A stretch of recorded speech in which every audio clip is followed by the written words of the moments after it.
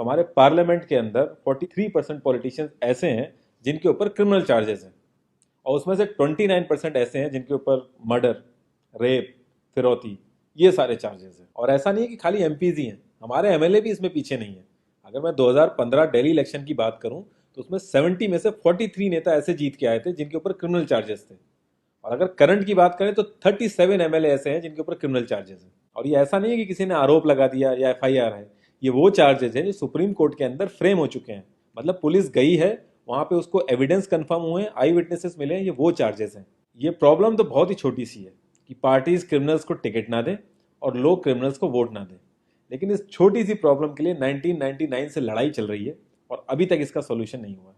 1999 में association for democratic reform, जिसे ADR नाम से ज़्यादा जानते हैं लोग, इन्होंने जो भी क्रिमिनल्स हैं पॉलिटिक्स में, इनके लिए एक पीआईएल डाली दिल्ली हाई कोर्ट में, और दिल्ली हाई कोर्ट ने उसको एक्सेप्ट भी कर लिया। जब दिल्ली हाई कोर्ट ने ये पीआईएल एक्सेप्ट की थी तो ये चीज़ वहीं ख़त्म हो गई थी। ये जो नेता जिन्हें हम जिता के लाते हैं ना, ये सब लोगों ने मिल के उस पीआईएल के अगेंस्ट में सुप्रीम कोर्ट में अपील कर दी। जब सुप्रीम कोर्ट से भी इनकी अपील खारिज हो गई तो हमें वो देखने को मिला जो हमने कभी नहीं देखा था, ये सारी पार्टियां एक हो गई।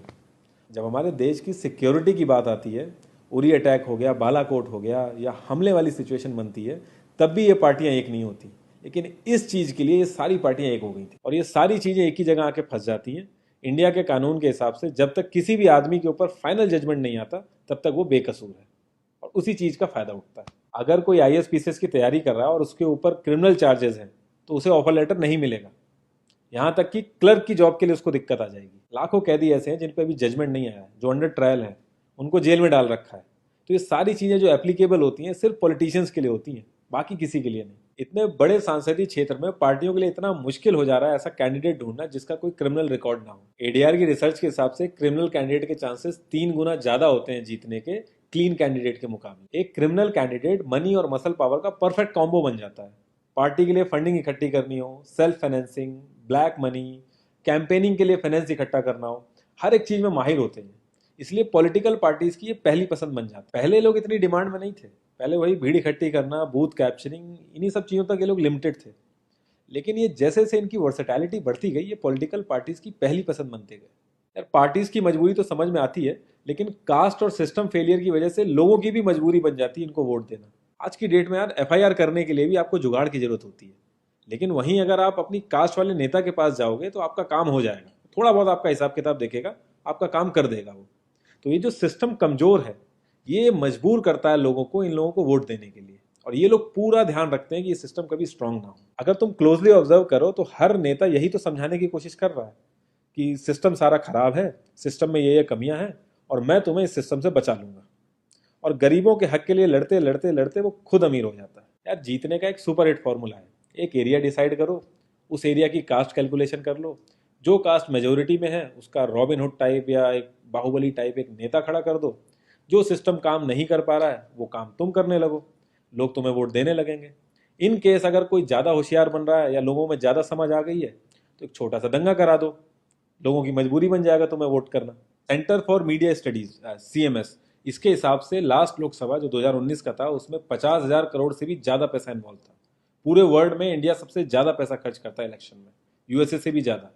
तो यार तुम्हें क्या लगता है, इतना पैसा खर्च करके कोई जब आएगा तो वो रिटर्न ऑफ इन्वेस्टमेंट नहीं देखेगा? ऐसे ये सारी पार्टीज आपस में कितना लड़ती रहती हैं, कितने वैचारिक मतभेद हैं इनके आपस में, लेकिन जब भी ट्रांसपेरेंसी इन पार्टी फंडिंग की बात आती है ये सब लोग एक जैसा राग अलापते हैं।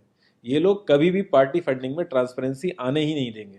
एक बार जब ये लोग पावर में आते हैं ना तो पूरा का पूरा सिस्टम इनके हिसाब से चलता है, और जो पुलिस वाले इनके हिसाब से नहीं चलते ना उनका ट्रांसफर हो जाता है। 144 पुलिस ऑफिसर्स 1 लाख लोगों की सिक्योरिटी देख रहे हैं, और जब हमारे नेताओं की बात आती है तो 47,000 पुलिस वाले 14,842 नेताओं को सिक्योरिटी दे रहे हैं। अब बाहुबलियों को क्या जरूरत है सिक्योरिटी की? कभी किसी क्रिमिनल को देखा है जिसके आगे पीछे आईएएस पीसीएस पुलिस वाले जी हजूरी कर रहे होते हैं?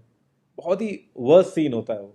हर साल रिपोर्ट्स आती हैं कि 75% से भी ज्यादा लोगों को पुलिस पे भरोसा ही नहीं है। इंडिया एक लौती ऐसी जगह है जहां पे पुलिस को देख के इंसान सेफ फील करने की बजाय डरता है। एक 15 साल के बच्चे तक को पता है कि आईपीएल में सट्टा लगाने के लिए किसके पास जाना है, लेकिन हमारी पुलिस को नहीं पता।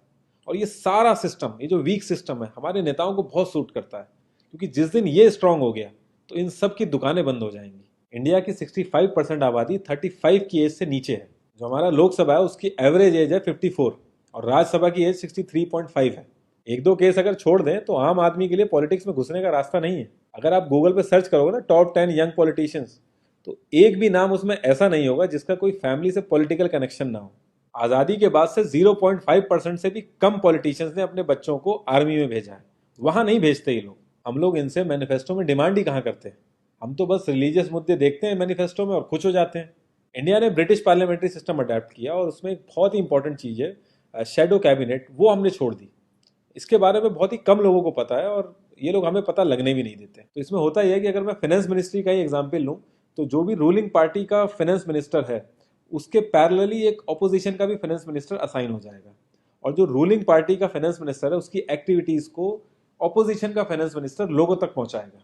और इसी तरीके से हर डिपार्टमेंट में होता है और लोगों के लिए बड़ा बेनिफिशियल रहता है ये। क्योंकि एक छोटे से छोटे काम के लिए हमारे इंडिया में बहुत सारी मिनिस्ट्री इन्वॉल्व रहती हैं, तो एक्चुअल में किस नेता की गलती है पता ही नहीं चल पाता है। इस तरीके के बहुत सारे कॉन्सेप्ट हैं जो हम लोगों को पार्टी से मैनिफेस्टो में डिमांड करने चाहिए, क्योंकि हम लोग तो हमेशा मंदिरों और मस्जिदों के लिए ही लड़ते हैं। ये सारी चीज़ें एकदम से तो सही हो नहीं जाएंगी, लेकिन एक चीज़ हमारे हाथ में है कि यार हम कम से कम किसी क्रिमिनल को तो वोट ना दें। और ऐसा तो होता नहीं कि सारे के सारे लाइन से क्रिमिनल ही खड़े हो जाते हैं। हमें बस इतना करना है कि जो भी कैंडिडेट क्रिमिनल है हमें बस उसे वोट नहीं देना है, भले ही वो हमारी फेवरेट पार्टी का हो, भले ही वो हमारी कास्ट का हो। बस एक दो बार हमें ऐसे करना, फिर इन लोगों को टिकट ही मिलना बंद हो जाएगा पार्टियों से। जितनी रिसर्च हम अपना मोबाइल फोन खरीदने में करते हैं ना, उसकी 10% रिसर्च भी अगर हमने अपने कैंडिडेट के बारे में कर ली तो ये क्रिमिनल जितने भी हैं पार्लियामेंट में नहीं दिखेंगे, ये वहीं दिखेंगे जहां इनको होना चाहिए।